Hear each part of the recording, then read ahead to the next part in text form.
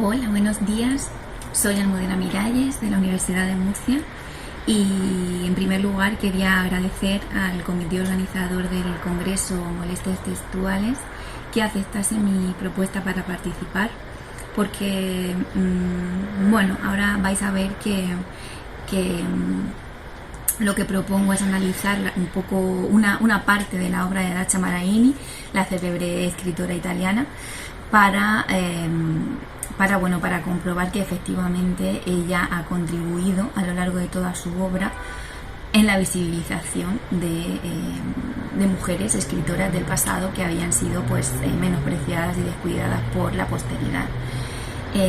Pienso que en un congreso de estas características la presencia de Dacia Maraini es fundamental y por eso os hago esta propuesta para analizar un poco esta parte de su obra en la que a través del teatro feminista que ella desarrolló a partir de los años 70 nos descubre pues, a muchas mujeres del pasado, varias de las cuales son escritoras, comparten profesión con ella.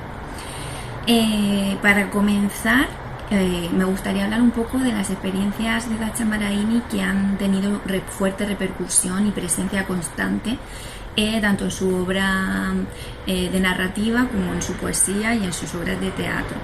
Estos temas son, dejando a un lado la experiencia del campo de concentración en el que ella vivió durante 2 años cuando era una niña, debido a que su familia vivía en Japón porque su padre era antropólogo y estudiaba la tribu de los Ainu, que estaba en vías de desaparición cuando estalló la Segunda Guerra Mundial.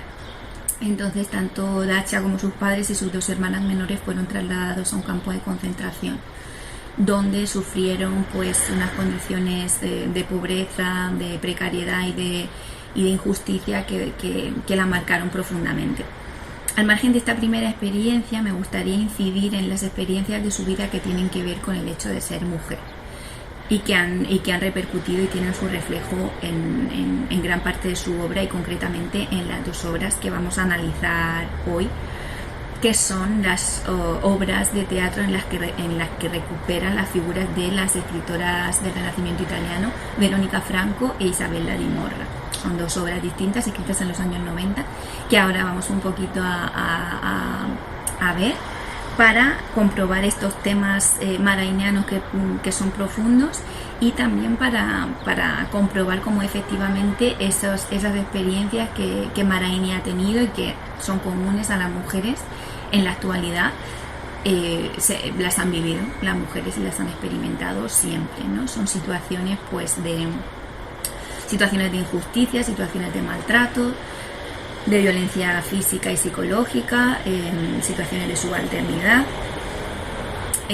que son las que Maraini, desde que adquirió la conciencia feminista, ¿no? Que fue fundamentalmente desde finales de los 60 y en los 70, cuando ella formó parte de grupos feministas en Italia, como Rivolta Femminile, cuando ella definitivamente se compromete con reivindicar estas situaciones a las que hacen frente las mujeres y que han venido haciendo frente a lo largo de la historia, ¿no? Entonces estas experiencias que han marcado profundamente su obra han sido la pérdida de su bebé en el 7º mes de embarazo cuando tenía 22 años, por complicaciones durante el embarazo. Al final el bebé falleció durante el parto, que por lo que ella cuenta, habría debido ser una cesárea, pero en aquella época pues no eran tan frecuentes. Entonces murió el niño y ella perdió la facultad de gestar a raíz de esa operación.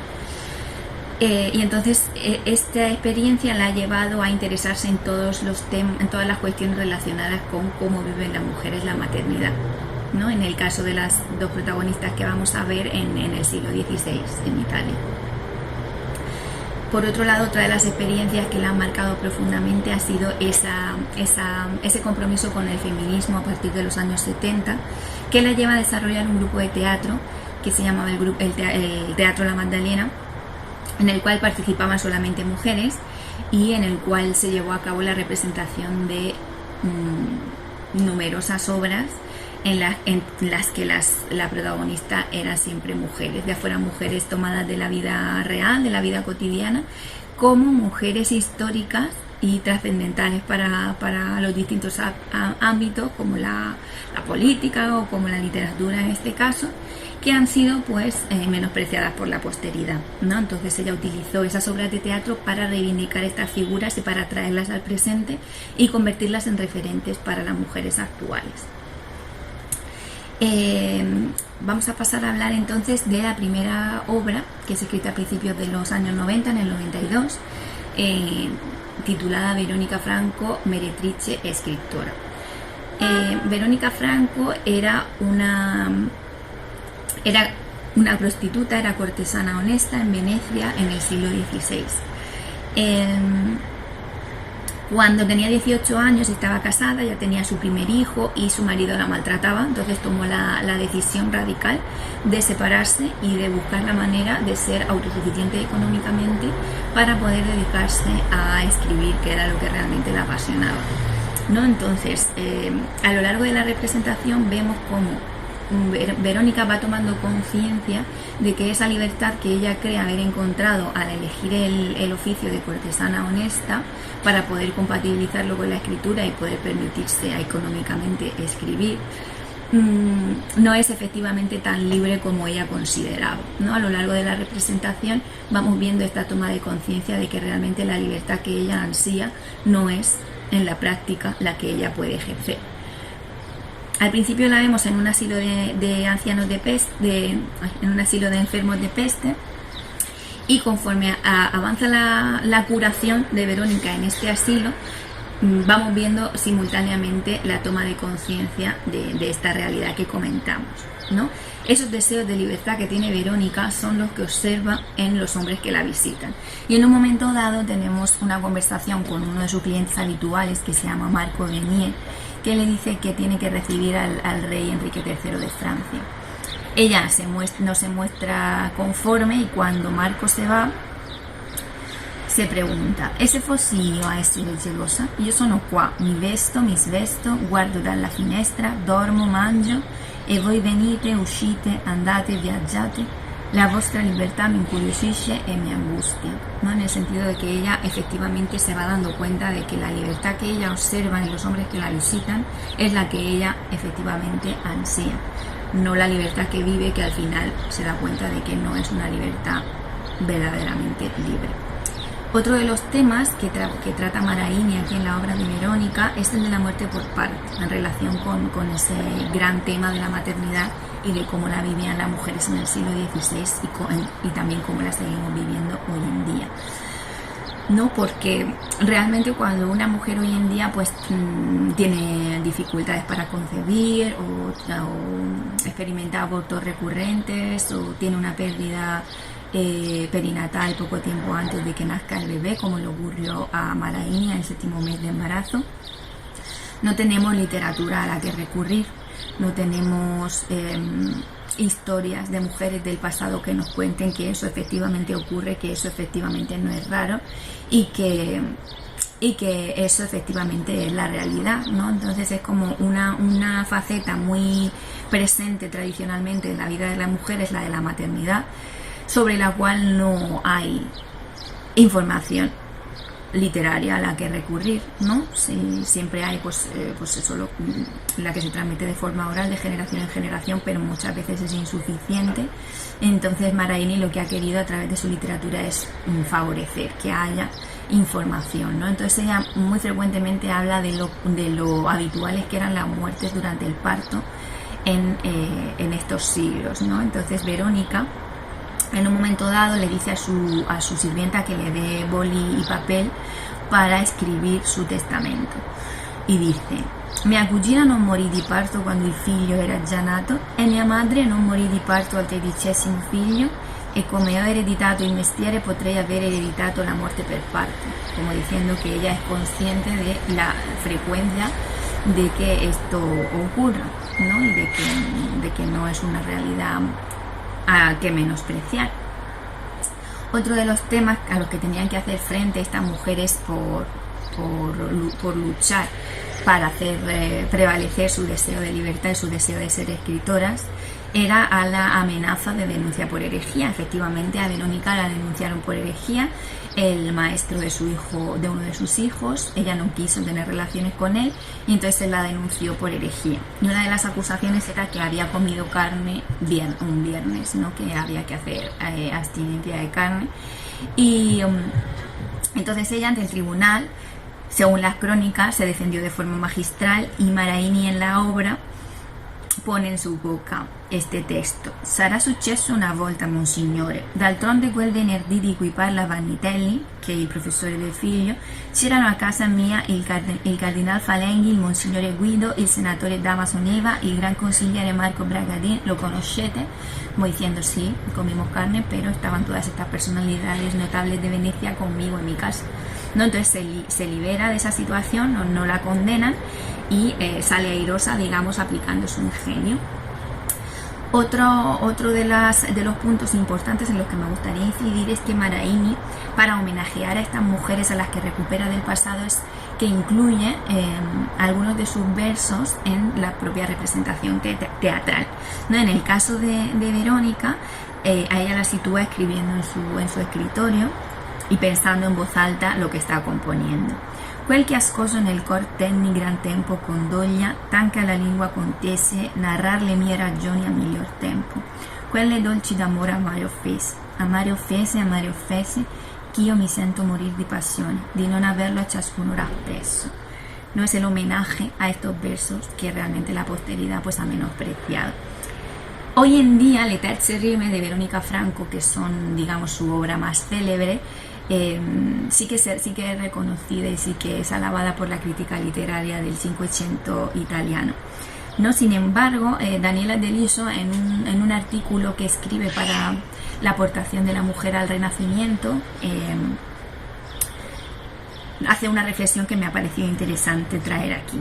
Alla pregiudiziale e istintiva avversione per i gender studies che caratterizza la critica italiana si è infatti aggiunta per la Franco la difficoltà di scindere la donna dalla letterata, a causa della natura autobiografica ed orgogliosamente esibita della sua produzione. La questione etica ha a lungo influenzato la formulazione dei giudizi critici, eppure Veronica Franco è una petrarchista originale, la cui esclusione dalla storia letteraria del nostro Cinquecento sarebbe almeno un errore di prospettiva. Es una reflexión con la que comparto completamente y sobre la que me parece interesante reflexionar.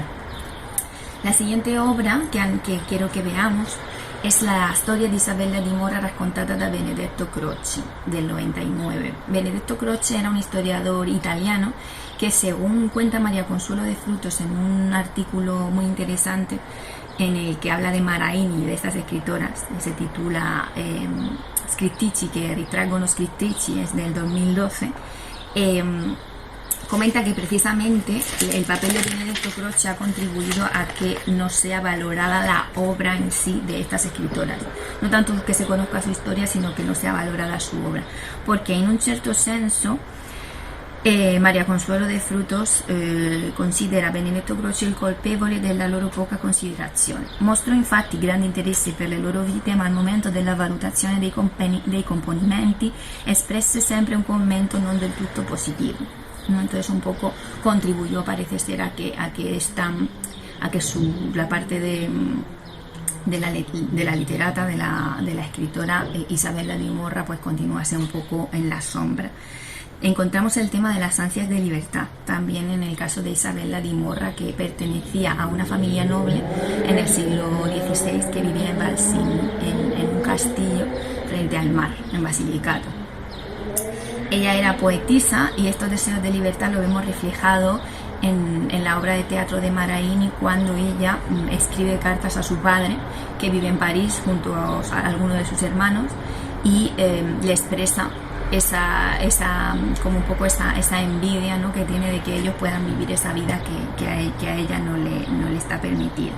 Entonces escribe: qui vivo in mezzo a gente selvatica, fra boschi sempre più cupi e rocce sempre più scoscese. Il mare è davanti ai miei occhi, padre mio, nei suoi colori cambianti. Promette, il mare, ma non mantiene. ha indossi i colori della menzogna, forse per questo mi inquieta. Invidio le onde che girano e corrono da un capo all'altro della riva, invidio quei gabbiani che volano bassi sull'acqua cercando cibo. Potessi andare con loro, mandatemi una lettera, padre mio, solo una lettera, sarebbe un nutrimento felice per me. Porque ella pues reconoce frecuentemente también en sus versos que no que se pasa las horas mirando al mar, esperando que aparezca un barco, que aparezca una carta para ella de su padre, un poco queriendo vivir a través de él esa libertad de la que ella no dispone. En el caso de Isabella di Morra, en la representación de Maraini vemos cómo sufre violencia física y psicológica. Primero psicológica por parte de sus hermanos y de su madre, que le dicen que no tiene, que constantemente insisten en que no ha de dedicarse a la literatura, sino a aparentar ser una mujer aceptable para la sociedad y poder así encontrar un marido. Y finalmente física, porque tras un intercambio epistolar entre ella y un poeta de origen español que se llamaba Diego Sandoval de Castro, su hermano Cesare la apuñala en el jardín del castillo y la mata. Digamos que hasta ese punto ella es consciente de que está enfrentándose a ese potencial peligro porque conoce a su hermano y su hermano la amenaza en distintas ocasiones, pero ella no deja de dedicarse a lo que la apasiona realmente. Tenemos la contraposición a la figura de la madre, también en este caso, hablando de la maternidad, que es un tema que, como digo, siempre interesa a Maraini, porque la madre sí que ejerce ese papel de mujer perfecta a los ojos de la sociedad, que no se plantea nada más allá de sus labores como esposa y madre. Entonces pues tienen en la obra frecuentes discusiones Isabella y la madre debido a sus distintos puntos de vista sobre cómo vivir la vida. Y en el homenaje a su obra también la encontramos en la representación de Isabella di Morra. En este caso, cuando Torcuato le cuenta a Isabella que ha visitado a Diego Sandoval de Castro y le ha narrado algunos de sus versos y que él ha quedado entusiasmado, ¿no? Entonces incluye estos: d'un alto monte donde si scorge il mare, miro sovente io, tua figlia Isabella, s'alcun legno spalmato in quello appare, che di te padre a me doni novella, ma la mia avversa e disperata stella non vuol che alcun conforto possa entrare nel tristo cor, ma di pietà rubella la salda speme in pianto fa mutare, che io non veggo nel mar remo né vela, così deserto è l'infelice lito, che l'on defenda o che la gonfi il vento.